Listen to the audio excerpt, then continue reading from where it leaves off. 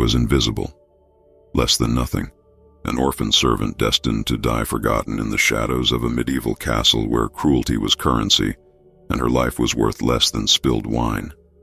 For 18 years, Liv had survived by being unseen, by swallowing every humiliation, by accepting that people like her didn't matter, until the night everything shattered. One mistake, one moment of terror. And suddenly, the most feared warrior in 3 kingdoms, a man whose name made soldiers tremble, whose scars told stories of unimaginable violence, was staring at her like she was the only person in a room full of nobles. But his protection came with a price neither of them anticipated, because in a world where bloodlines determine worth and social order is enforced with iron brutality, their impossible connection would ignite a scandal that could destroy kingdoms. She would be hunted. He would be betrayed. And together, they would face a choice that would force them to answer one devastating question. How much are you willing to lose for someone the entire world has decided is worthless? What happens when a man who's lost everything finds the one thing worth dying for in the arms of a girl everyone threw away? The wine trembled in Liv's hands before it fell. Not a graceful stumble, not an accident born of clumsiness. No, this was the tremor of a body that had learned to anticipate punishment before it arrived. Her fingers, cracked from lye soap and winter cold, lost their grip on the pewter jug just as Count Harold's laughter boomed across the great hall. The vessel tipped, time stretched. And in that suspended moment between balance and catastrophe, Liv saw her entire miserable existence flash before her eyes. 18 years of being invisible. 18 years of swallowing humiliation like stale bread. 18 years of existing in the shadows of people who would never see her as human. The wine hit the stone floor with a sound like breaking bones. Ruby liquid exploded across the Countess's silk gown, spreading like fresh blood across pale fabric. The hall, filled with nobles, knights, merchants, and clergy, fell into a silence so complete that Liv could hear her own heartbeat hammering against her ribs. Every eye turned toward her, not with surprise, not even with anger, but with that particular brand of disgust reserved for vermin discovered in the grain stores. She was nothing. She had always been nothing. And now she had dared to stain something beautiful. But there was something else in that silence, something Liv couldn't quite name. The Countess's lady-in-waiting had shifted her weight oddly just before the jug fell. Had there been a slight push? A deliberate bump? Liv's mind raced, but her body remained frozen, the empty jug still clutched in her trembling hands. "You filthy wretch!" The Countess's shriek pierced the silence like a blade. The woman's face contorted with rage, her carefully painted features twisting into something ugly and raw. "You disgusting orphan! You plague upon my household!" A guard's gauntleted hand crashed into Liv's shoulder, driving her to her knees on the wine-soaked stone. Pain shot through her kneecaps as they struck the unforgiving floor, but she bit her lip until she tasted copper. She would not cry. She had learned long ago that tears only made them hungrier for her suffering. "Strip her and throw her in the kennels," someone suggested with casual cruelty. Laughter rippled through the crowd, genuine amusement, as if her humiliation was the evening's entertainment they had been waiting for. "No." Count Harold rose from his carved oak throne, his voice carrying the weight of absolute authority. His face, flushed with wine and self-importance, looked down at Liv with cold calculation. 40 lashes in the courtyard, at dawn. Let every servant see what happens to those who forget their place. 40. The number crashed over Liv like an icy wave. People died from 40 lashes. Or worse, they lived, broken and scarred, a warning written in permanent flesh. Her stomach churned, her vision blurred at the edges. Somewhere in the back of her mind, a small voice whispered that this was finally it. The end she had been waiting for since the fever took her mother 12 years ago. Since the village elders had dumped her at the castle gates like unwanted refuse. She lifted her eyes, a mistake, always a mistake, and searched the faces surrounding her. Surely someone, anyone, would speak for mercy. The priest who sometimes left her extra bread. The stable master who occasionally smiled when she passed. The cook who had once called her a good girl when she'd worked through the night preparing for a feast, but their eyes slid away from hers. One by one, they found sudden interest in their wine cups, their conversation partners, the tapestries on the walls. The message was clear. She was alone. She had always been alone. "Bring the whip," the Count commanded, settling back into his throne with the satisfaction of a man who had restored proper order to his world. The whisper started somewhere near the servants' entrance, a single word that spread like contagion through the crowd. Orphan. Orphan. Orphan. The word that defined her. The word that erased any possibility of worth or dignity. The word that meant she was something less than human, something that could be destroyed without consequence. Liv's breath came in short, painful gasps. Her heart felt like it might burst from her chest. The stone floor beneath her knees was cold and unforgiving, the wine seeping into the rough fabric of her only dress. She could smell it, rich, expensive, wasted. Just like her life. Wasted. A guard moved toward the wall where instruments of punishment hung like grotesque decorations. His hand reached for the leather whip, the one with metal tips that could strip flesh from bone. And then the doors exploded inward. Not opened, not pushed. Exploded, as if struck by a battering ram, as if blown apart by the wrath of something ancient and unstoppable. The boom echoed through the hall like thunder, and with it came a blast of Arctic wind that extinguished half the torches and sent ladies' veils whipping like battle standards. A figure filled the doorway, massive, wrapped in furs that made him look more beast than man. Snow clung to his shoulders. Ice crystallized in his beard. And when he stepped forward into the dim, flickering light, Liv saw the scars that covered every visible inch of skin, a map of violence, a testimony to survival against impossible odds. Erik Bjornsson. Even Liv, who heard little gossip in her kitchen prison, knew that name. The Northman. The Viking who had single-handedly held a bridge against 50 men. The warrior whose reputation for brutality had spread across 3 kingdoms like a disease. The man who, it was said, had no heart left to feel mercy. He swept the great hall with eyes the color of winter storms, cold, assessing, deadly. And then those eyes found Liv. She felt the impact like a physical blow. His gaze locked onto hers with an intensity that made her lungs forget how to draw breath. For a moment, impossible, inexplicable, something flickered across his scarred face. Recognition? No, that made no sense. Pain, perhaps, but buried beneath layers of iron control. The hall held its collective breath. Count Harold's mouth hung open mid-word. The Countess's hand froze halfway to her heaving chest. Even the fire seemed to burn quieter, as if afraid to draw attention to itself.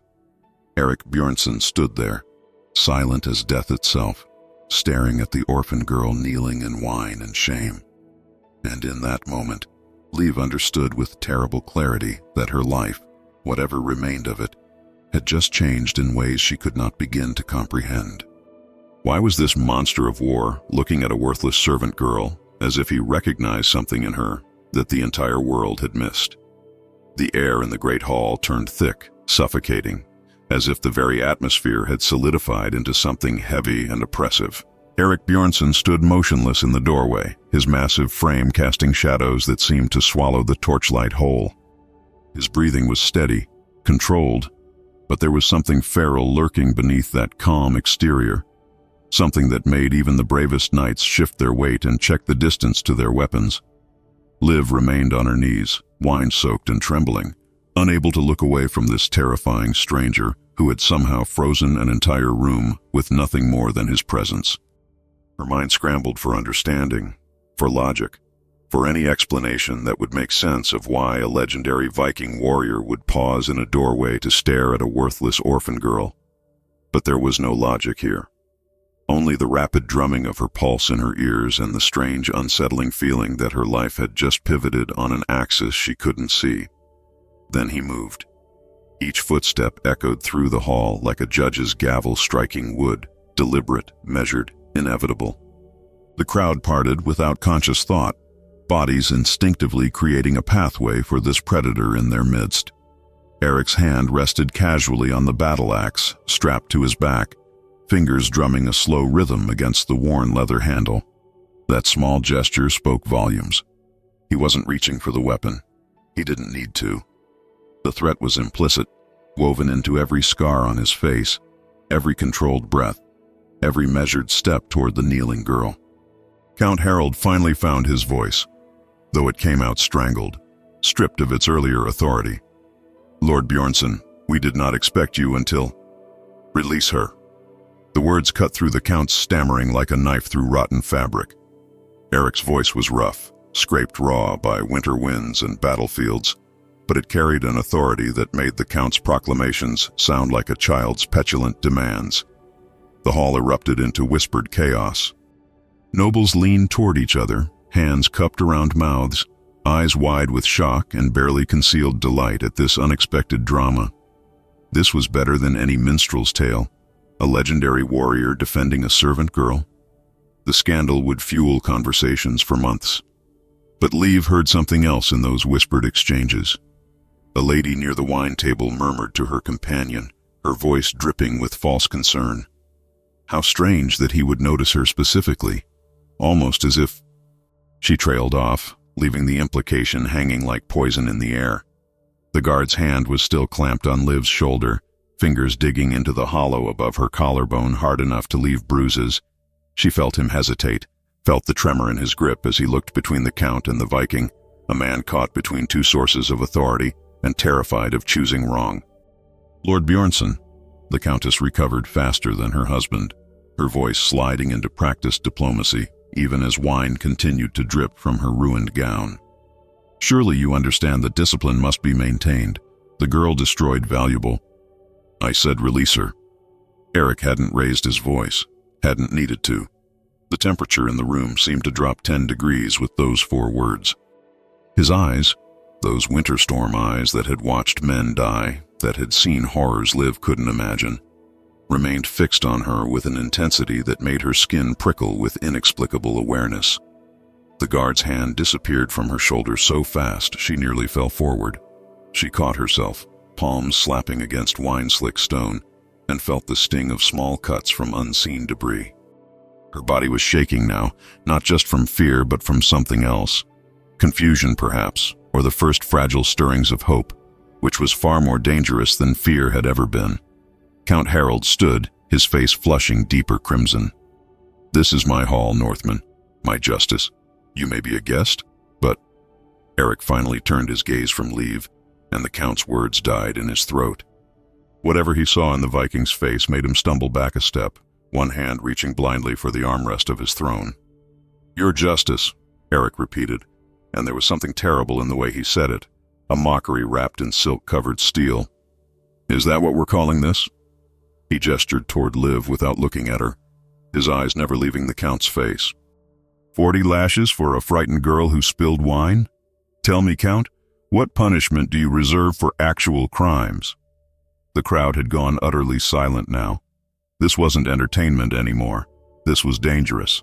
This was a foreign warrior, a man whose alliance the kingdom desperately needed for the fragile peace negotiations, openly challenging a noble's authority in his own hall. Liv could feel the tension coiling tighter, could sense how easily this could spiral into violence that would consume them all. "Get up." Eric's voice was softer now, but still carried to every corner of the room.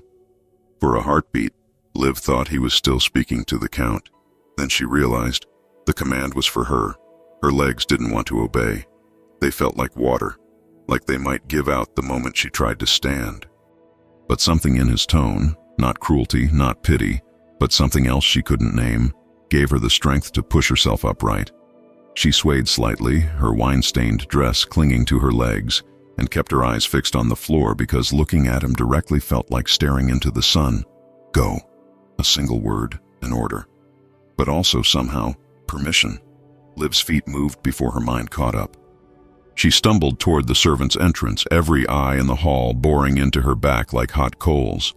She could hear the whispers starting again, louder now, speculation and rumor already weaving themselves into stories that would spread through the castle like wildfire. She pushed through the heavy wooden door and into the dim corridor beyond, her breath coming in ragged gasps. Her whole body was trembling violently now that she was away from those judging eyes. She pressed her back against the cold stone wall and slid down until she was sitting, knees pulled to her chest, trying to make sense of what had just happened. Why had he defended her? Why had a man who reportedly showed mercy to no one intervened on behalf of a servant so worthless that even other servants looked down on her? The questions circled in her mind like ravens around a corpse, finding no answers, only more questions. Later, hours later, when the kitchen fires had burned low and most of the castle slept, Liv huddled in the scullery, trying to scrub wine stains from her only dress with hands that wouldn't stop shaking. The fabric was ruined, she knew, but she scrubbed anyway because stopping meant thinking, and thinking meant confronting the impossible reality of what had occurred in that hall. The door creaked open behind her. Every muscle in her body seized with instinctive terror. Had the Count sent someone to finish the punishment after all? Had the guard come to... "I saw your eyes." That rough winter wind voice froze her in place, and I remembered something. Someone. Liv turned slowly, the wet dress falling from her numb fingers into the wash basin. Eric Bjornsson filled the doorway to the scullery, looking impossibly large in the small space. But his face, scarred, weathered, hard as granite, held something she hadn't expected to see there. Pain. Old pain, buried deep but never healed. "I don't understand," she whispered, finding her voice for the first time since the wine had fallen. "Neither do I," he admitted, and there was something raw in those 3 words, something vulnerable that seemed completely at odds with everything she'd heard about this man. "But when you looked up at me, terrified and alone, I saw..." He stopped, his jaw working as if the next words were being physically dragged from somewhere deep inside him. "I saw her eyes. My daughter's eyes, right before the water took her." The admission hung in the air between them, heavy with grief so profound it seemed to have its own weight, its own gravity. Liv's hand rose unconsciously to her throat, feeling her pulse flutter there like a trapped bird.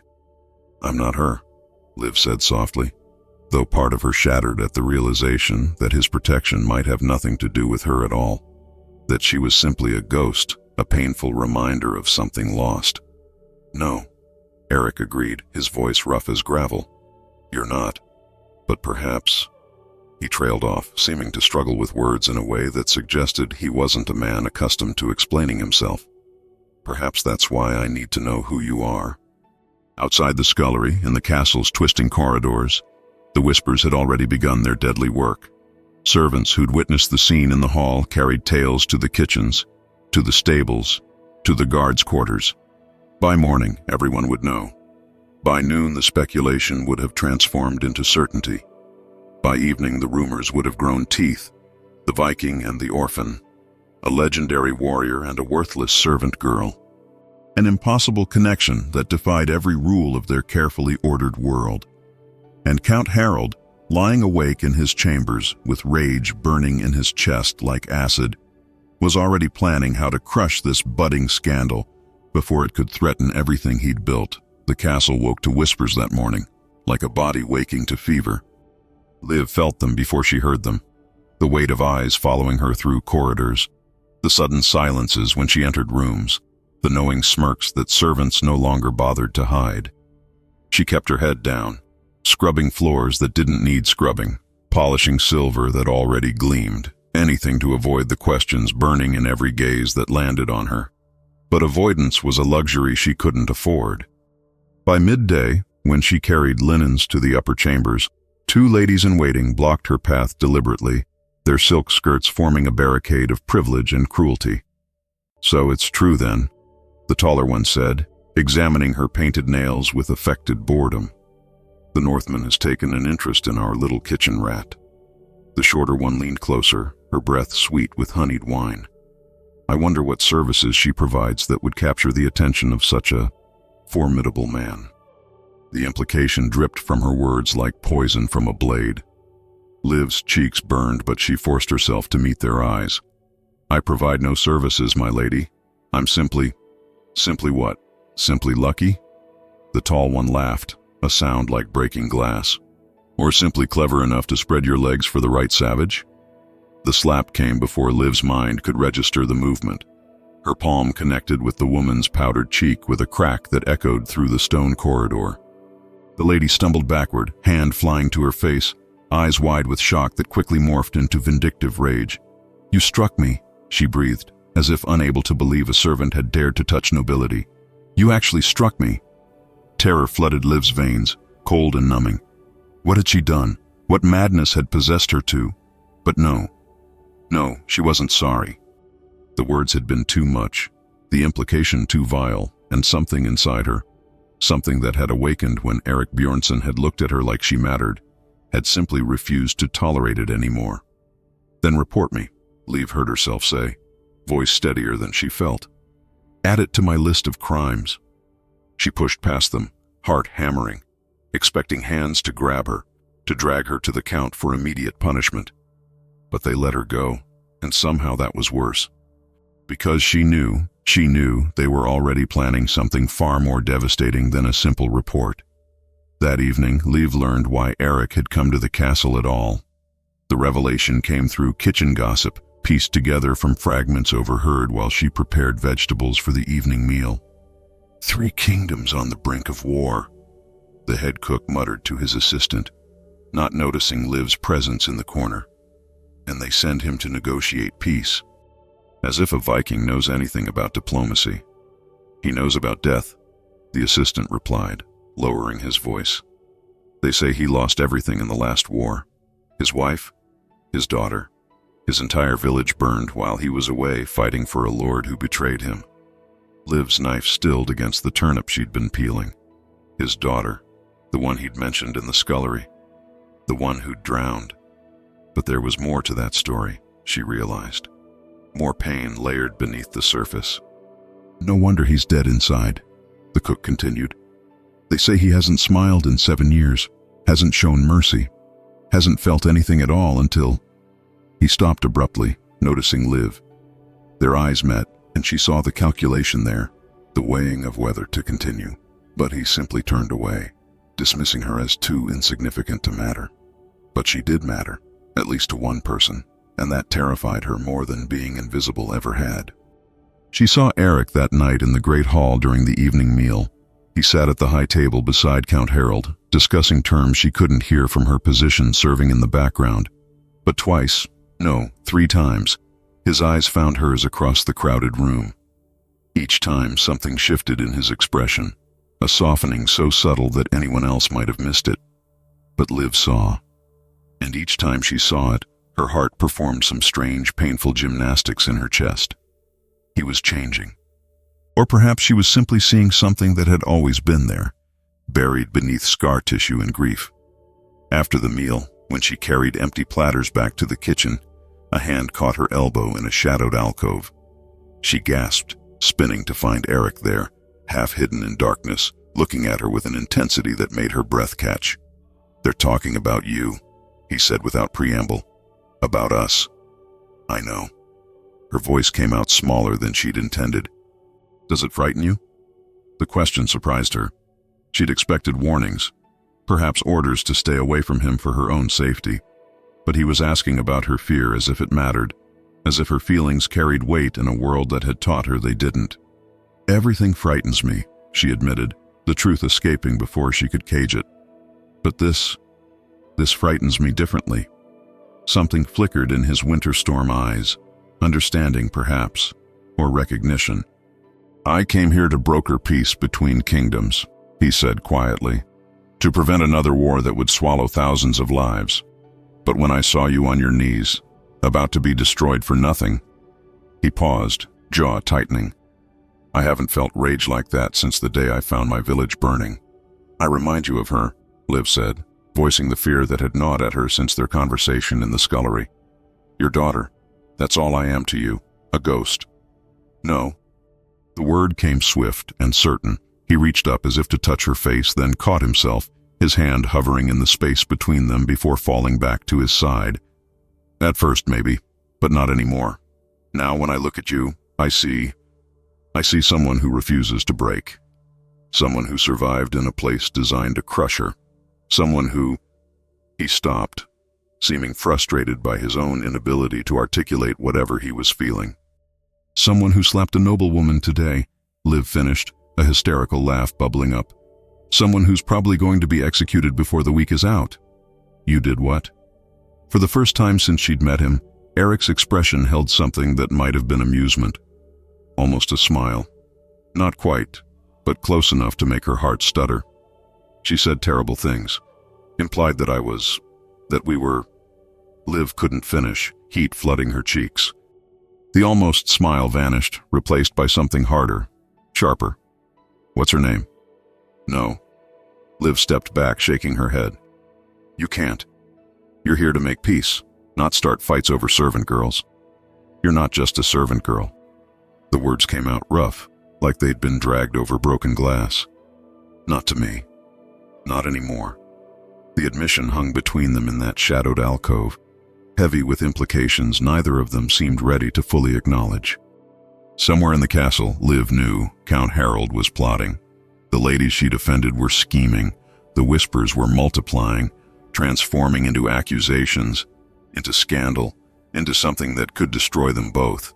But in that moment, with Eric looking at her like she was something precious, something worth protecting, Liv felt something she'd never experienced before. Hope. Dangerous, foolish, probably fatal hope. "The Count will never allow this," she whispered. "Whatever this is. Men like him don't let orphans rise above their station. He'll crush me. He'll crush us both. Let him try." Eric's voice carried the weight of every battle he'd survived, every loss he'd endured, every reason he had to stop caring about anything or anyone. "I've faced armies. I've watched kingdoms burn. I've lost everything that mattered." He paused, and when he spoke again, his voice was barely audible. "But I'm not losing you." The words should have terrified her.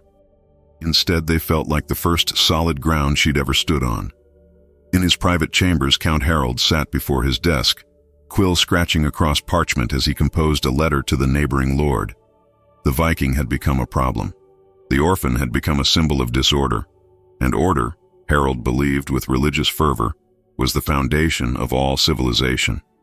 The winter ball was coming. And at that ball, he would remind everyone, especially the Northman and his pathetic little servant, exactly where power resided in this kingdom. The great hall had been transformed into something from a fever dream, all crystalline chandeliers dripping with candlelight, golden tapestries depicting long-dead kings in their glory, and tables groaning under the weight of roasted meats and delicacies that cost more than Liv would earn in 10 lifetimes. The winter ball, an annual display of wealth and power where nobles preened like exotic birds and servants, existed only as shadows moving between the light. Liv had been summoned 3 hours before the guests arrived, pulled from the kitchens by the head steward, whose smile carried all the warmth of a snake's embrace.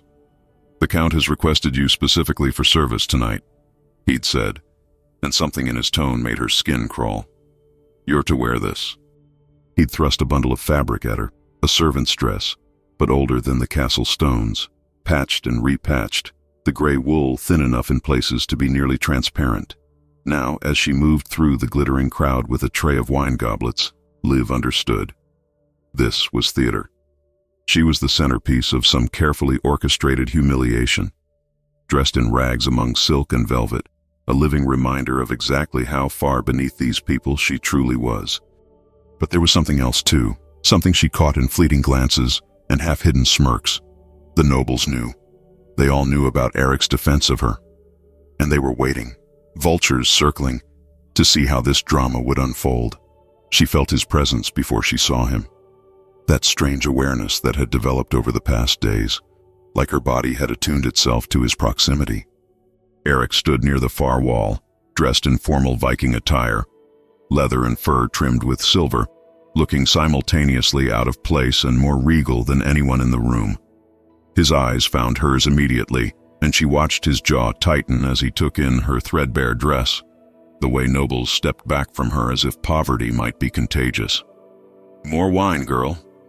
A corpulent merchant thrust his goblet at her without looking, as if she were furniture.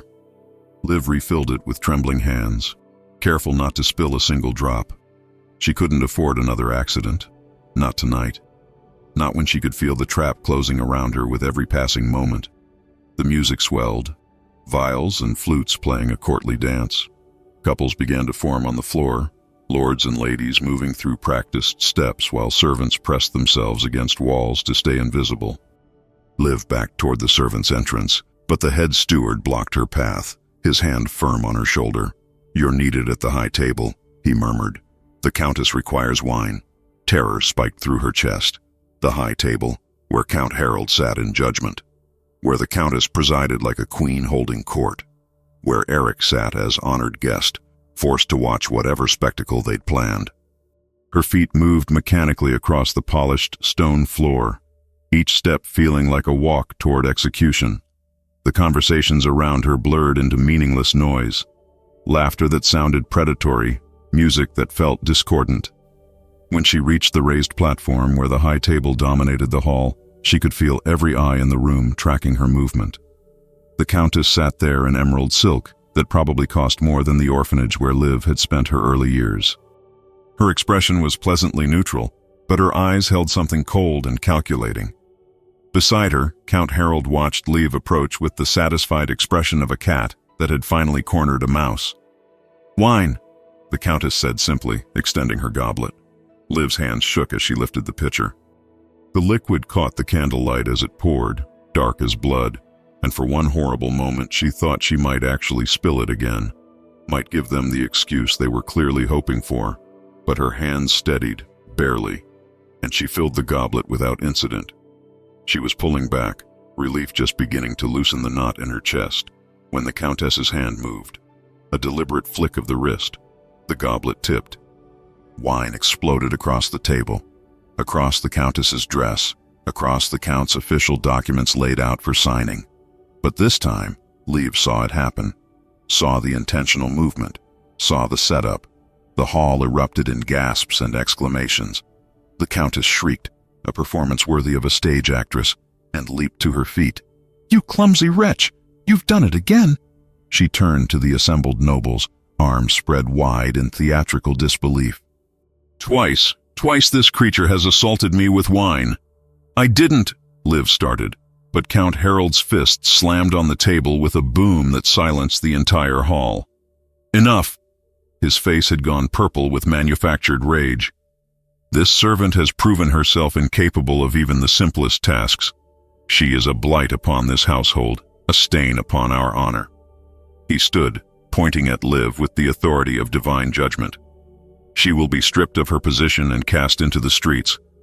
Tonight, let her freeze with the other refuse where she belongs." The room held its collective breath. This was the moment they'd been waiting for, not just humiliation, but complete destruction.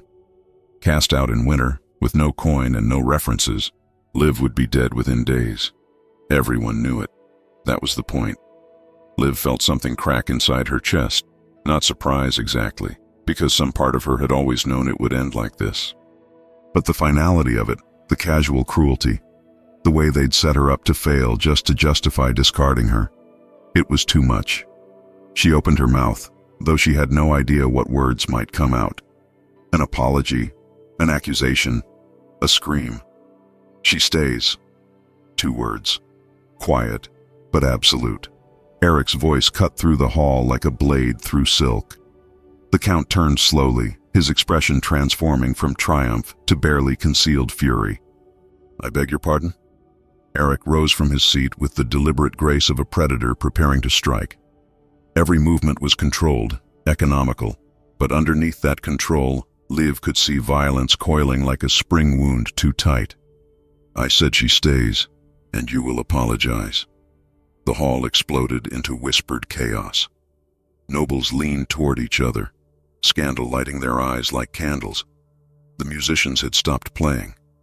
Even the servants had frozen in place, afraid to move and draw attention to themselves.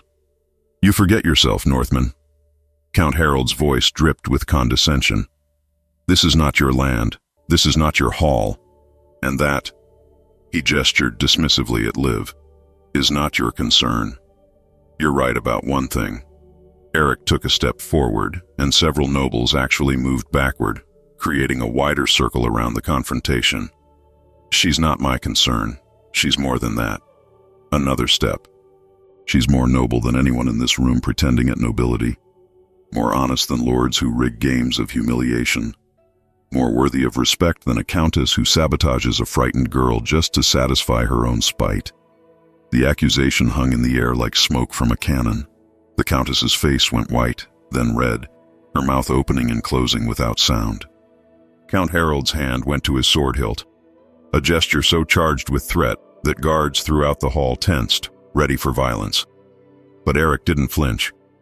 He simply turned, his winter storm eyes finding Liv where she stood trembling beside the table, wine-stained and terrified. He extended his hand toward her, not commanding, not demanding, offering. Because honor isn't born in bloodlines, he said, his voice carrying to every corner of the silent hall. It's born in the soul. And I have seen the content of hers.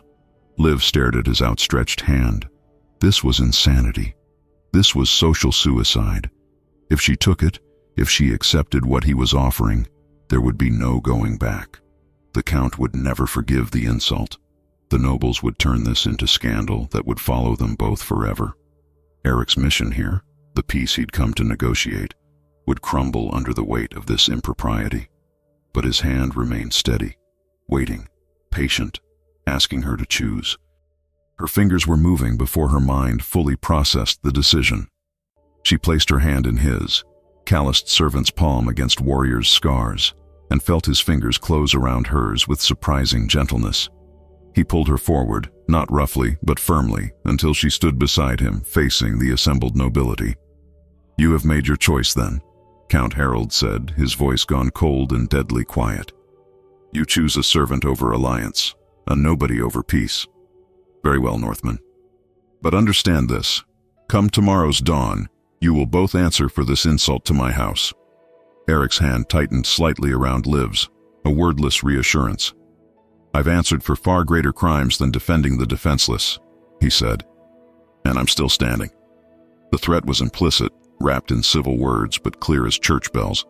The hall seemed to shrink around them, noble faces blurring into a sea of judgment and barely concealed eagerness for the scandal to unfold further. Liv could feel her heart hammering against her ribs so hard it hurt, could feel the trembling in her legs that threatened to give way. But Eric's hand remained steady in hers. An anchor, a promise, a declaration that changed everything. In the morning, Count Harold would convene his council. In the morning, there would be consequences that neither of them could fully predict. In the morning, the careful political balance that had brought Eric here would shatter like glass dropped on stone. But tonight Liv stood in a hall full of nobles who despised her, holding the hand of the most feared warrior in 3 kingdoms. And for the first time in her worthless orphan life, she didn't feel invisible. She felt seen. She felt defended. She felt like maybe, just maybe, she was worth defending. The scandal spread through the kingdom like plague through a crowded marketplace. By dawn, every village within 20 miles had heard some version of the story. The orphan servant and the Viking warrior, the public declaration in Count Harold's hall, the impossible romance that defied every law of social order. Merchants carried the tale along trade routes. Farmers whispered it over morning ale. Priests condemned it from pulpits as evidence of moral decay. But nowhere did the story burn hotter than within the castle walls themselves. Liv woke to find her meager belongings, a spare shift, a wooden comb with missing teeth, a blanket more whole than fabric, scattered across the servants' quarters. Someone had rifled through them during the night, though there was nothing worth stealing. The message was clear: you don't belong here anymore. The head steward found her before she'd finished gathering her things. His face held no sympathy, only cold efficiency. "Count's orders. You're relieved of kitchen duties. You'll work the stables until further notice." He paused, a cruel smile playing at his lips. "Perhaps the animals will be more forgiving of your ambitions." The stables, the lowest position in the castle hierarchy, reserved for those too incompetent or too disgraced for anything else. The work was backbreaking, hauling water, mucking stalls, hauling feed in the freezing pre-dawn hours. but it was the isolation that would hurt most. Cast out from even the small community of servants who'd never fully accepted her, sent to labor alone among horses and hay. Liv wanted to protest, to argue that she'd done nothing wrong. But what would be the point? The Count had made his move. This was mercy in its way. He could have had her whipped, imprisoned, or simply thrown into the winter cold to die. The stables were humiliation, but they were survival. She gathered her belongings in trembling arms and made her way through corridors that suddenly felt hostile, lined with servants who'd once been merely indifferent, but now looked at her with open contempt. "She thinks she's better than us now," one muttered loud enough to be heard, spreading her legs for a savage and calling it love. The words hit like physical blows, but Liv kept walking. She'd learned long ago how to make herself small, how to endure. This was just another test, another ordeal to survive. The stables sat at the far edge of the castle grounds, a long stone building that smelled of manure, hay, and horse sweat. The cold here was different than in the castle, sharper, more penetrating, with wind that knifed through gaps in the wooden slats. Her new quarters were barely more than a closet off the tack room, with a straw pallet and a single thin blanket. She stood there for a long moment, taking in her new reality. This was what came of being noticed. This was the price of standing beside Eric in that hall, of accepting his hand, of daring to believe, even for a heartbeat, that she might be worth something. The first sob caught her by surprise, then another, and suddenly she was crumpling onto the straw pallet, body shaking with silent tears that she'd been holding back since the moment the wine had first spilled. All of it poured out, years of loneliness, of being invisible, of swallowing every insult and accepting every cruelty because that was what orphans did. They survived. They endured. They never ever reached for more. She'd reached, and now she was paying for it. "I brought bread." Liv's head snapped up, heart lurching with irrational hope before her eyes focused on the speaker. Not Eric. A stable boy, perhaps 13 years old, with a kind face and nervous eyes. He held out half a loaf wrapped in cloth. "You shouldn't," Liv said hoarsely, wiping at her face. "They'll punish you for helping me." "Maybe." The boy set the bread beside her pallet anyway. "But my sister was an orphan too. Before the fever took her, she would have wanted—" He trailed off, then added quietly, "You're not what they say you are." He left before she could respond, and Liv found herself staring at the bread through blurred vision. One small kindness in an ocean of cruelty. It shouldn't have mattered, but somehow it did. The work was exactly as brutal as she'd expected. By midday, her hands were raw and bleeding, her back screaming in protest, her legs trembling with exhaustion. The horses were at least indifferent to her disgrace. They didn't care about scandals or social hierarchies, only whether their water was fresh and their hay plentiful. She was hauling the fourth bucket of the afternoon when she heard voices outside. Male voices speaking in low, urgent tones. Liv froze, water sloshing over the bucket's rim. "Can't allow this to continue." Count Harold's voice, tight with barely controlled rage. "The Northman has made a mockery of my household, of me. He's here to broker peace, my lord." Another voice, older, perhaps an advisor. Antagonizing him further could jeopardize. "Peace?" The Count laughed, a bitter sound. "There will be no peace, not anymore. I've already sent word to the neighboring lords. They're as outraged as I am by this obscenity." A warrior of his standing, lowering himself to defend common refuse. Liv's breath caught. Her hands tightened on the bucket handle until her knuckles went white. "What are you saying, my lord?" "I'm saying that the Northman has shown his true nature. He's unstable, untrustworthy. His obsession with that orphan girl proves he lacks the judgment necessary for negotiation." A pause. "By week's end, I want them both gone. Her to the streets where she belongs. Him back to whatever frozen wasteland spawned him. And if he refuses, then we'll have no choice but to consider him a threat to the kingdom's stability. Guards can be overzealous in defending against threats." The implication hung in the cold air like a noose. They were going to kill Eric. Not openly, not in a way that could be traced back to the Count, but an accident could be arranged. A band of thieves on the road. A tragic misunderstanding with castle guards. And Liv, she would simply disappear. One more orphan frozen to death in a harsh winter. Who would even notice? The voices faded as the Count and his advisor moved away. Liv stood there, water forgotten, heart hammering so hard she could hear it in her ears. This was her fault. Eric had defended her, and now he would die for it. The peace negotiations would fail, kingdoms would go to war, and thousands would die because one worthless servant girl had dared to matter. She had to warn him. But how? She was confined to the stables, watched by guards who would report any attempt to leave. Even if she could get a message to him, what would she say? That she'd overheard a conversation that could easily be denied? That the Count she'd just humiliated was planning violence? Eric would never leave. She knew that with bone-deep certainty. He wasn't the kind of man who ran from threats.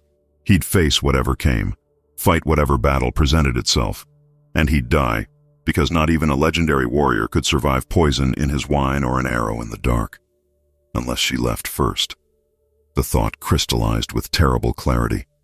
If she disappeared, if she simply vanished into the winter night, Eric would have no reason to stay. The scandal would evaporate. The Count would have no grounds to move against him. The peace negotiations could continue. She would be sacrificing herself.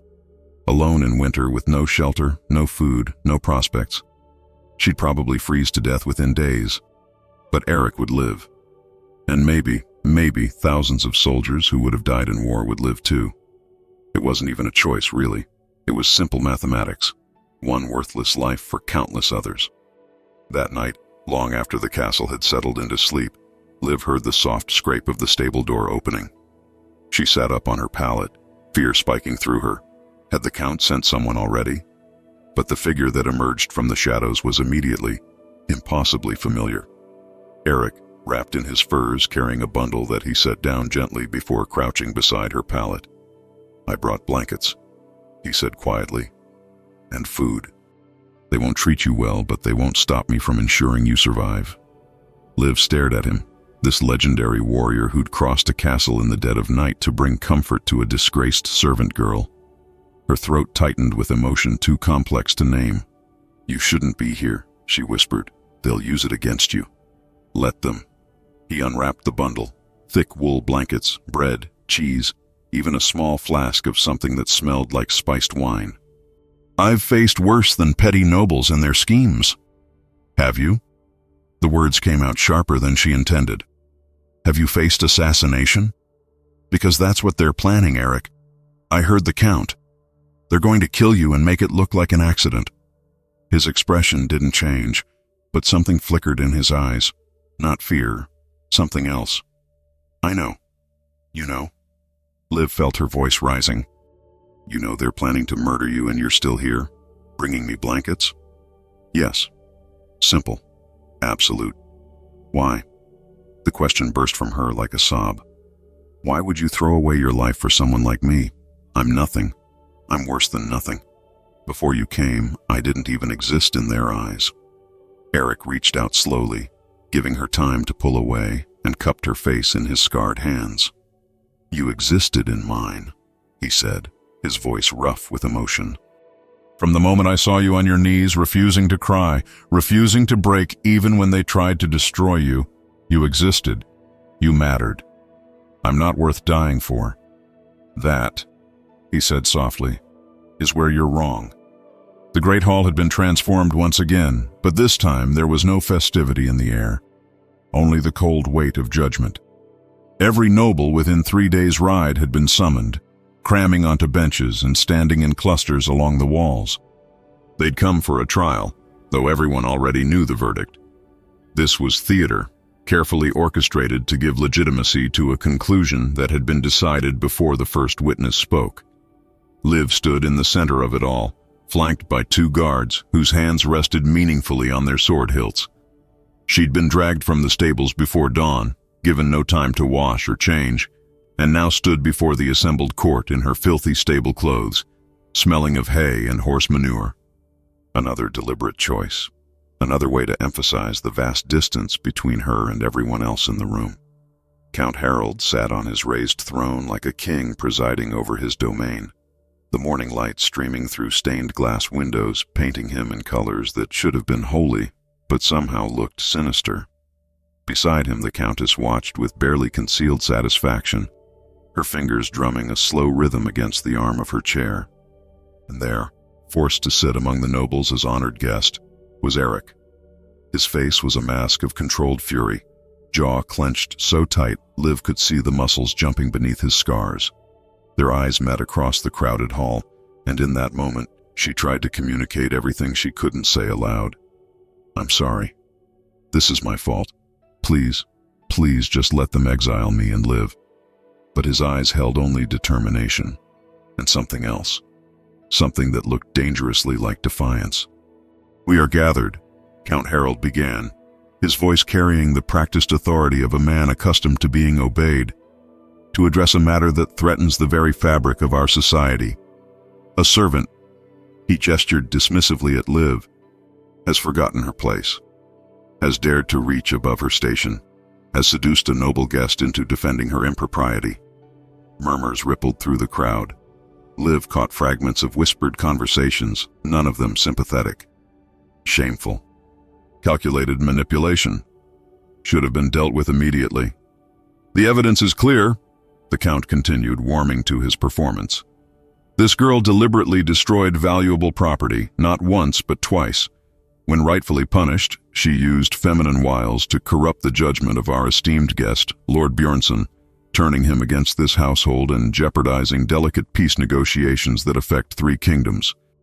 Each word was a carefully placed stone, building a wall of accusation that left no room for truth. Liv wanted to scream that the Countess had spilled the wine herself, that she'd done nothing to seduce anyone, that all she'd ever wanted was to survive another day. But what would be the point? No one in this room cared about her truth. "I call my first witness," Harold announced. Lady Catherine, who observed the defendant's behavior in the weeks before the incident. The lady who Liv had slapped stepped forward, her face composed in an expression of concerned righteousness. "Your Lordship, I witnessed this girl deliberately placing herself in Lord Bjornsson's path, lingering in corridors where he walked, ensuring he saw her at her most pitiable." She paused for effect. It was clear she was hunting for a protector, using her poverty and orphan status as bait. Lies. Every word was lies. But the assembled nobles nodded sagely, as if this confirmed what they'd suspected all along. More witnesses followed, each adding their own embellishments to the narrative. A servant claimed Liv had boasted about catching a rich man. A guard swore he'd seen her deliberately trip to gain Eric's attention.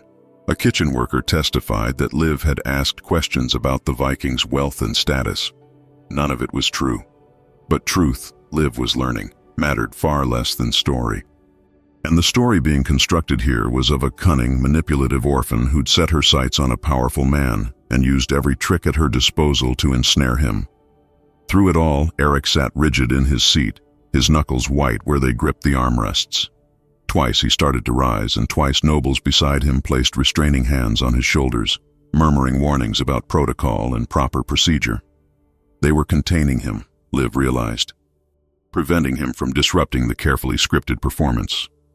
Finally, Count Harold turned his attention directly to Liv. "Have you anything to say in your defense? Any explanation for your unconscionable behavior?" Every eye in the hall fixed on her. This was her moment to speak, to plead, to beg for mercy. They expected tears, expected her to grovel, to prostrate herself before noble judgment, and accept whatever crumbs of compassion they might deign to offer. Instead, Liv lifted her chin and met the Count's gaze with something she'd never allowed herself before: defiance. "I have nothing to defend," she said, her voice steadier than she'd expected. "I spilled wine because a lady-in-waiting pushed me. I was defended because Lord Bjornsson chose to defend me. I didn't seduce anyone. I didn't manipulate anyone. I simply existed, and apparently that was crime enough." Gasps echoed through the hall. The audacity of a servant speaking so directly to nobility, it was unthinkable. The Count's face went purple with rage. "You dare!" he started, but Liv wasn't finished. "You want to know what I'm guilty of?" She could feel something breaking loose inside her, years of swallowed words finally forcing their way out. I'm guilty of being born to the wrong parents, of surviving when I should have died, of accepting every cruelty you've inflicted because I believed I deserved it. But I'm not guilty of the things you're accusing me of, and everyone in this hall knows it. The silence that followed was absolute. For a heartbeat, 2 heartbeats, nobody moved. Then Eric rose from his seat.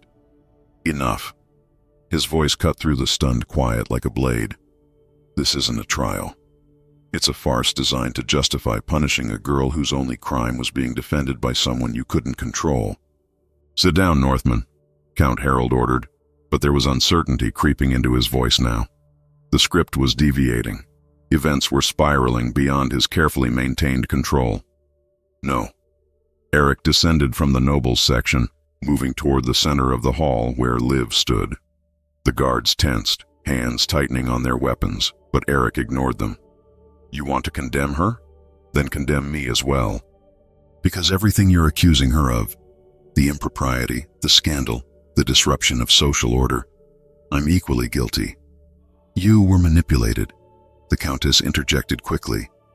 Deceived by a clever... I wasn't manipulated. Eric's voice carried absolute certainty.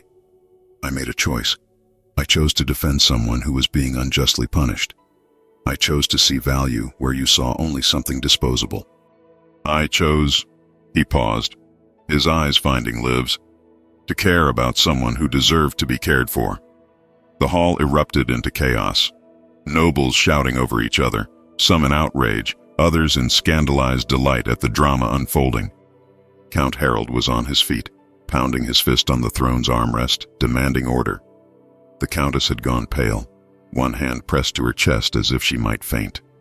Through it all, Eric walked calmly toward Liv until he stood beside her, facing the assembled judgment together. You have forced my hand, Count Harold said when the noise finally died down. His voice had gone cold, all pretense of fairness abandoned. Lord Bjornsson, you came here as honored guest to negotiate peace, but your conduct has proven you unfit for such delicate work. You are hereby asked to leave this kingdom immediately. And this girl, venom dripped from his words, is banished. Forever. If she's found within our borders after sunset tomorrow, she will be executed. Liv's knees nearly buckled. Banishment. In winter. With no supplies, no shelter, no chance of survival. It was a death sentence with plausible deniability. We'll leave together, Eric said simply. You misunderstand. The Count smiled, and it was the cruelest expression Liv had ever seen. She leaves tonight. You leave tomorrow morning. You'll have guards to ensure you reach the border safely. She will have nothing. No horse. No provisions. No escort. Just the clothes on her back and the darkness. The message was clear. Eric would be prevented from helping her. By the time he reached the border tomorrow, Liv would be hours gone into winter wilderness with no survival skills and no hope. She would die, and Eric would be powerless to stop it. No. Liv heard herself speak before she'd consciously decided to. No, it's wrong. All of it. She turned to Eric, memorizing his face because she knew she'd never see it again. Don't follow me. Don't try to help. Just go home and forget this ever happened. Forget I ever... Never. The word came out fierce. Final. Not in this life or any other. Guards moved forward to separate them. Rough hands grabbed Liv's arms, pulling her backward toward the hall's rear exit. She watched Eric being surrounded by nobles, by guards, by people physically preventing him from coming after her. His eyes never left hers, even as the distance between them grew. Liv. She mouthed silently, putting everything she felt into that single word. Live. Even if I don't. Live. And maybe what we had will have meant something. The last thing she saw before being dragged through the doorway was Eric fighting against the hands holding him back, his face transformed by anguish so raw it made her chest physically ache. Then the door slammed shut, and Liv was alone with the guards who would escort her to the edge of castle grounds and watch her walk into the frozen darkness that would almost certainly be her grave. The cold bit through Liv's thin dress like teeth, each gust of wind carrying the promise of death. The guards had escorted her to the outer gates, not the main entrance with its torches and posted sentries, but a small servant's door that opened onto rough moorland, where the castle's influence ended and wilderness began. They'd shoved her through without ceremony, without even the mercy of a final warning, and she'd heard the iron bolts slam home behind her with the finality of a coffin closing. Now she stood alone in darkness so complete it felt solid, pressing against her skin like a physical weight. The moon hung somewhere behind thick clouds, offering only the barest suggestion of light, enough to see shapes, shadows, the vague outline of the dirt road that led away from the castle toward villages she'd never reach. Not dressed like this, not in this cold. Liv's teeth chattered so violently she bit her tongue, tasting copper. Her fingers were already going numb despite being tucked under her armpits. She needed to move. Standing still meant freezing in place, becoming another cautionary tale whispered in castle corridors. But move where? Every direction looked equally hopeless, equally fatal. She took one step forward, then another. Her legs felt disconnected from her body, mechanical things that responded to commands without understanding their futility. The wind howled across the open ground, carrying sounds that might have been wolves or might have been her imagination conjuring horrors to match her fear. Part of her, the part that had survived 18 years of systematic cruelty, wanted to give up, to simply sink down into the frozen grass and let the cold carry her away. It would be easier than walking, easier than fighting. She was so tired of fighting. But another part, the part that Eric had somehow awakened, refused. That part remembered the look in his eyes when he'd said, "Never." Remembered his scarred hands gentle on her face. Remembered feeling, for one impossible moment, like she mattered. If she was going to die, and she probably was, she'd die moving forward, not surrendered, not defeated. The road stretched endlessly before her, a pale ribbon in the darkness. Liv wrapped her arms around herself and walked, each step a small act of rebellion against the forces trying to erase her. Her breath came in visible puffs, freezing in the air. Her feet, in worn shoes with holes in the soles, had lost all feeling within the first 100 yards. She stumbled over rocks she couldn't see, caught herself, kept moving. Time became meaningless. Minutes might have been hours. The cold had moved from painful to something worse, a creeping numbness that started in her extremities and spread inward toward her core. She knew, with the clarity that comes from facing death directly, that she was losing this battle. Her body was shutting down, conserving what little warmth remained, prioritizing vital organs over limbs that had already stopped sending signals. She fell for the first time near what might have been a mile marker, though her blurred vision couldn't make out the carved numbers. Her knees hit frozen dirt, and she knelt there, swaying, trying to remember why standing up mattered. The ground looked almost comfortable, inviting. A place to rest, just for a moment. "Get up." She said the words aloud, forcing them through lips that barely moved. "Get up." Her body refused. She pitched forward, catching herself on hands that she couldn't feel. That might have been someone else's hands for all the connection she felt to them. Tears froze on her cheeks before they could fall. This was it. This was how Liv the Orphan would end. Face down on a frozen road, unmourned and unremembered, exactly as worthless as everyone had always said. The sound of hoofbeats might have been a hallucination. Her mind shutting down, conjuring impossible rescue because accepting death was too terrible. The voice calling her name was definitely a dream. Eric's voice, rough with emotion and exertion, impossible because he was locked in the castle, prevented from following, and even if he'd escaped, he couldn't have known which way she'd gone. But then hands were on her, warm hands that felt like fire against her frozen skin, and she was being lifted with a gentleness that contradicted the urgency in his movements. She tried to speak, to ask how, to protest that he'd doomed himself by coming after her, but her jaw wouldn't unlock. "I've got you." Eric's voice, close to her ear, achingly real. "Stay with me, Liv. Stay with me." He wrapped her in furs. His furs, she realized distantly, the ones he'd been wearing, and lifted her onto a horse she hadn't heard approach. He mounted behind her, one arm locked around her waist, pulling her back against his chest where residual body heat felt like heaven. The horse started moving, not back toward the castle, but away, into darkness that somehow felt less threatening now. "How?" Liv managed through chattering teeth, the word barely recognizable. "Does it matter?" Eric's arm tightened around her. His heart hammered against her back, solid proof that this wasn't a dying dream. "I'm here. That's all that matters." But it did matter. It mattered that he'd somehow escaped the castle's guards, stolen a horse, found her in miles of darkness. It mattered that he'd thrown away whatever remained of his mission, his reputation, his safety. It mattered that he'd chosen her over everything else. They rode for what felt like hours, though Liv's sense of time remained fractured.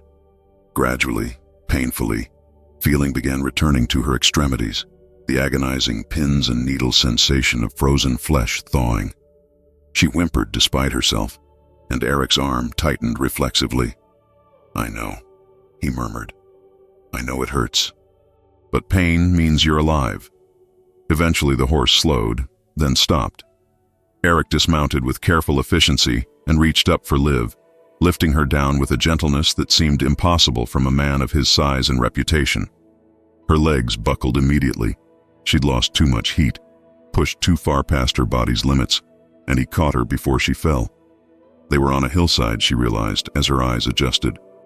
Below, the castle sat like a malignant growth on the landscape, windows glowing with warm light that now seemed like mockery. Above, stars had begun appearing through breaks in the clouds, tiny points of indifferent beauty in a universe that cared nothing for orphan girls and the warriors who defended them. Eric laid his cloak on the frozen ground and lowered Liv onto it, then knelt beside her, his scarred face illuminated by moonlight that made him look almost otherworldly.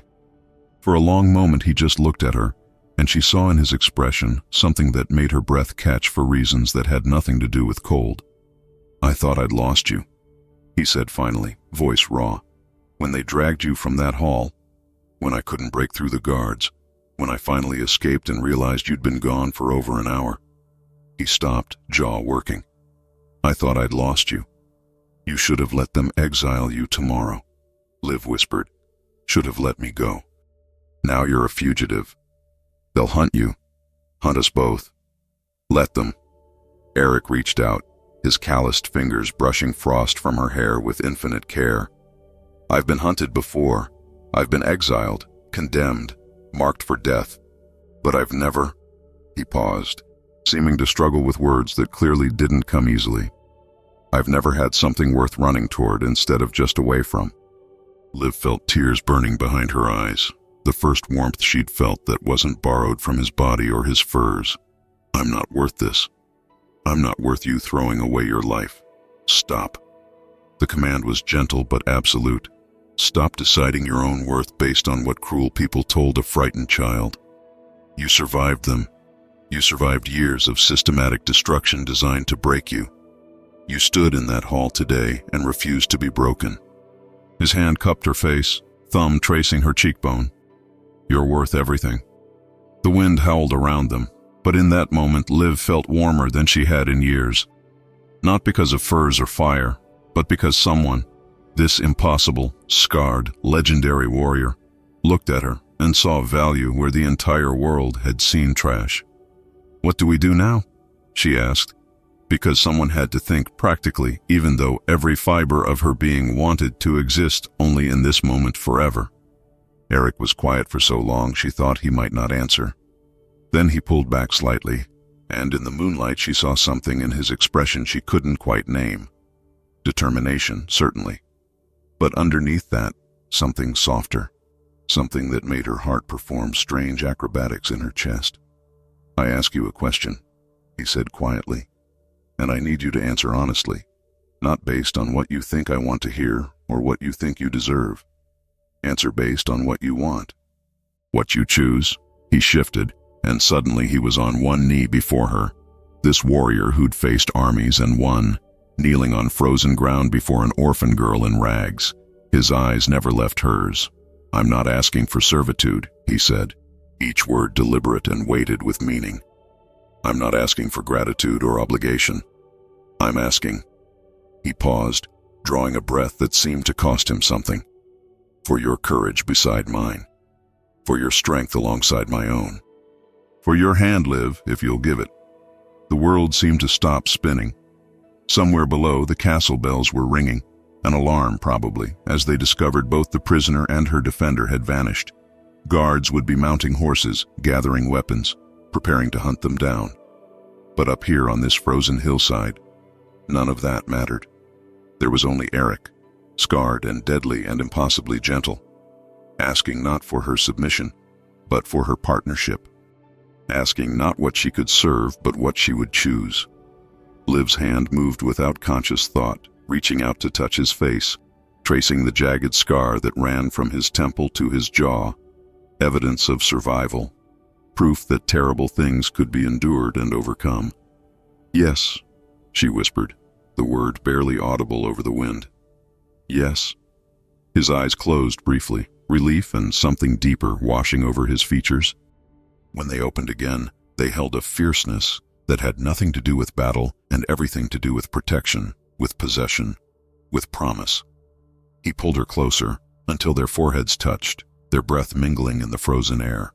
Below them, torches were appearing at the castle gates. The hunt had begun. They had minutes, maybe less, before pursuers reached this hillside. Then we run, Eric said against her hair. We run until they stop chasing. We fight if they corner us. And we build something new, something that doesn't give a damn about bloodlines or social hierarchy or any of the rules they tried to destroy us with. Liv nodded against his shoulder, feeling tears finally break free and trail down her cheeks. Not tears of sadness, but of something too complex to name. Relief and terror and hope all tangled together. Dawn broke over the village like a promise. Soft golden light spilling across thatched roofs and cobblestone streets, turning frost into diamonds and casting long shadows that seemed almost gentle. The villagers emerged from their homes as they always did, expecting another ordinary morning of ordinary struggles. What they got instead was something none of them would ever forget. Eric and Liv appeared at the village edge just as the sun cleared the horizon, walking side by side down the main street with their fingers intertwined. No horse now. Eric had released it miles back, knowing it would only draw attention and make them easier to track. They wore the same clothes from the night before, rumpled and dirt-stained, with Eric's fur cloak wrapped around both their shoulders like a shared declaration. The first person to notice was old Margaret, the baker's widow, opening her shutters to let in morning air. Her hands froze on the wooden frame, eyes widening as she recognized the Viking warrior from the stories that had been circulating for weeks. And beside him, wasn't that the orphan girl? The one who'd caused such scandal at the castle? Gods above, Margaret breathed, loud enough to carry in the morning stillness. Others began to emerge, drawn by the commotion. The blacksmith, hammer still in hand from his pre-dawn work. The miller's wife, flour dusting her apron. The priest, prayer book tucked under one arm. The tavern keeper, the seamstress, the carpenter. One by one they assembled, forming a crowd that filled the street, blocking the path forward. Liv felt Eric's hand tighten around hers, not possessively but reassuringly. His other hand rested on the axe at his belt, not threatening but ready. They'd discussed this during the long night of walking. If the villagers sided with the Count, if they tried to detain them for the inevitable pursuit, Eric would fight, not to kill, if he could avoid it, but to create an opening for escape. But neither of them had expected what happened next. Eric stopped in the center of the village square, where the old stone well stood like a monument to generations of ordinary life. Slowly, deliberately, he released Liv's hand and took one step forward. The crowd tensed. Several men shifted their weight, preparing to rush him if needed. Then Eric did something that sent shock rippling through the assembled villagers like a stone dropped in still water. He knelt. The legendary Viking warrior, the man whose reputation for violence had spread across 3 kingdoms, the Northman who'd single-handedly changed the course of battles. He knelt on cold cobblestones in front of everyone, his head bowed not in submission but in something that looked almost like supplication. "I know what you've heard." Eric's voice carried clearly through the morning air, rough and unpolished but achingly honest. "You've heard that I'm a savage, a killer. a man without mercy or heart. And most of those stories are true. I've done terrible things. I've spilled blood on a dozen battlefields. I've earned every scar and every nightmare that wakes me screaming in the darkness. The crowd was utterly silent now, hanging on every word. Even the children, peeking around their parents' legs, seemed to understand they were witnessing something significant. But I'm also a man who lost everything, Eric continued, and there was something breaking in his voice, something raw being exposed to the light. A man who buried his wife and daughter and believed he'd buried the last piece of himself that could feel anything beyond rage. I came to your kingdom expecting to negotiate peace with the same cold calculation I'd used to plan a battle. No emotion, no attachment, just strategy and survival. He lifted his head, and his eyes found Liv where she stood a few feet behind him, watching with tears streaming silently down her face. And then I saw her, Eric said, softer now but somehow carrying even further. Broken and terrified, and about to be destroyed for nothing, and something inside me that I thought was dead forever woke up, screamed at me that this wasn't right, that I couldn't let it happen, that she mattered. He turned his gaze to the crowd, meeting eyes systematically, letting them see whatever they needed to see. She's an orphan, he stated plainly. No family, no dowry, no noble blood. By every rule that governs your world and mine, she's beneath my notice, beneath everyone's notice. His voice hardened. But those rules are broken. They were written by people who mistake accident of birth for inherent worth, who confuse inherited wealth with earned character, who think a title makes someone better than someone else. Old Thomas, the village elder, stepped forward. His weathered face was unreadable, but his voice carried authority earned over 7 decades of life.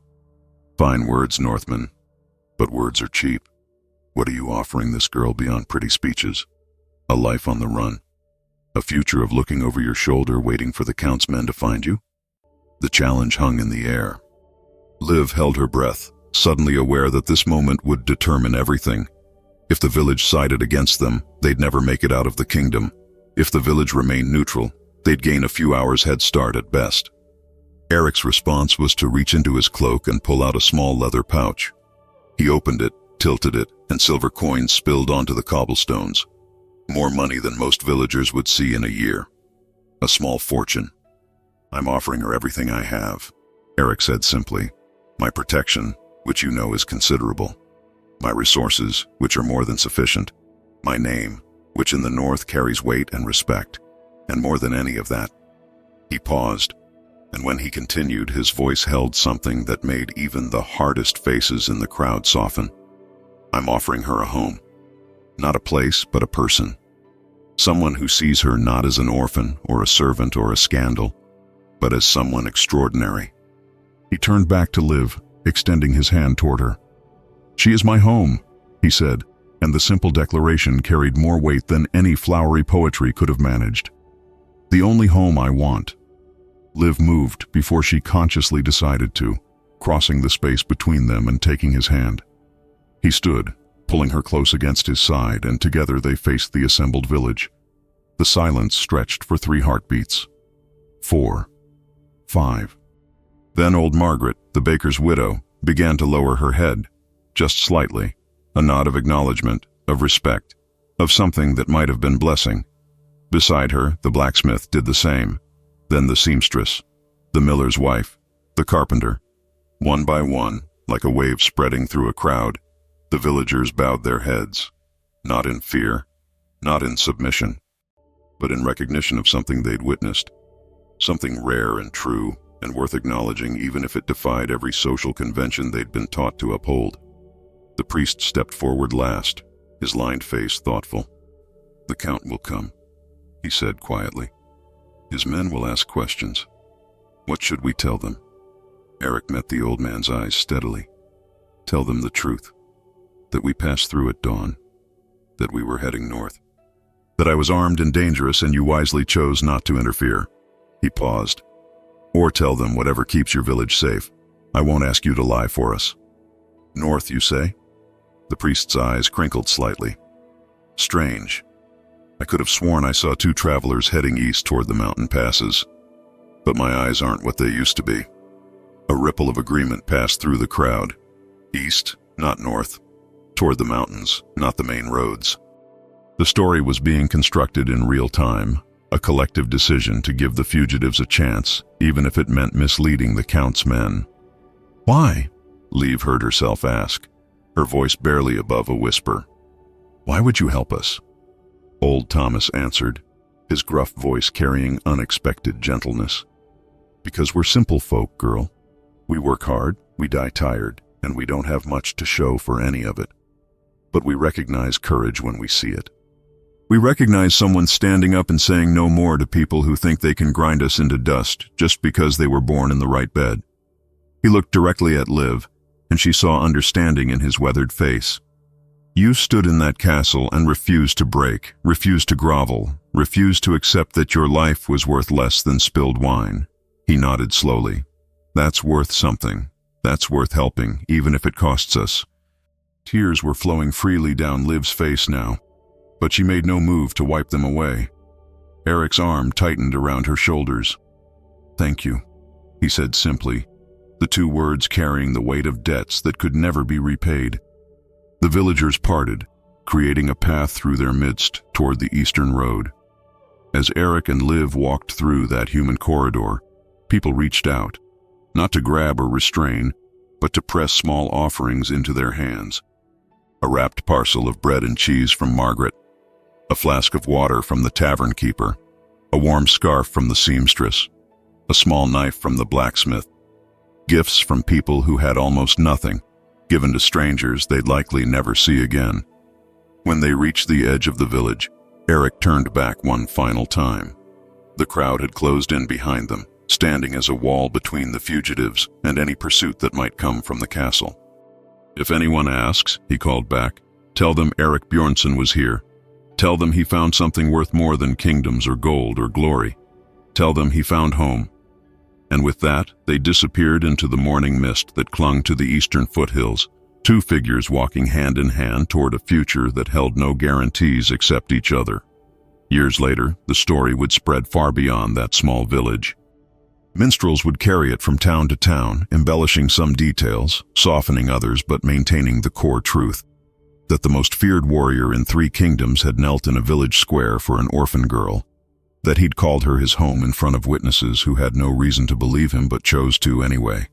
And in castle halls and manor houses, when nobles gathered to discuss matters of importance, they would sometimes fall silent, remembering the girl who'd been nothing and refused to accept it, remembering the warrior who'd seen worth where they'd seen trash, remembering that sometimes the most powerful act of rebellion is simply choosing to value what others have devalued. The Count's men arrived at the village by midday, but by then the trail was cold. The villagers told their rehearsed story with convincing sincerity, pointing north while the fugitives fled east. By the time the deception was discovered, Eric and Liv had vanished into mountain passes where armies couldn't follow. They never returned to that kingdom. But the story of what happened in that village square, that stayed forever, passed down through generations like a treasured heirloom. The story of the day an entire community chose love over law, courage over compliance, and proved that sometimes the greatest nobility has nothing to do with blood. Sometimes the greatest act of courage isn't standing up to our enemies. It's refusing to accept the worth others have assigned to us. Liv spent 18 years believing she was nothing, because that's what the world told her, with every cruelty, every dismissal, every moment she was treated as less than human. But when someone finally saw her, truly saw her, everything changed. Not because Eric rescued her, but because his belief gave her permission to rescue herself. To stand in that hall and refuse to break. To choose dignity over survival. To become the person she'd always been underneath the weight of their contempt. Ask yourself, would you have had that courage? Would you have risked everything for someone the world had thrown away? Would you have kept walking through that frozen darkness? Or would you have surrendered to the voices telling you that you didn't matter? This story isn't really about a warrior and an orphan. It's about what happens when we choose to see value where society sees trash. When we refuse to let birth or circumstance determine someone's worth. When we risk our carefully constructed lives for something messier and truer, and infinitely more precious than safety. Eric didn't save Liv. They saved each other. And in doing so, they reminded an entire kingdom that nobility has nothing to do with blood and everything to do with choice. The choice to be kind when cruelty is easier. The choice to stand when everyone else kneels. The choice to love what others have deemed unlovable. If this story touched something in you, if it made you feel even a fraction of what these characters endured, then share it with someone who needs to hear it. Someone who's been told they're not enough. Someone who's forgotten their own worth. Like this video, follow our channel for more stories that will break your heart and rebuild it stronger. And remember, you are not defined by what others see when they look at you. You are defined by what you choose to become, despite them. Thank you for being here. Thank you for listening. And thank you for believing that stories like this still matter.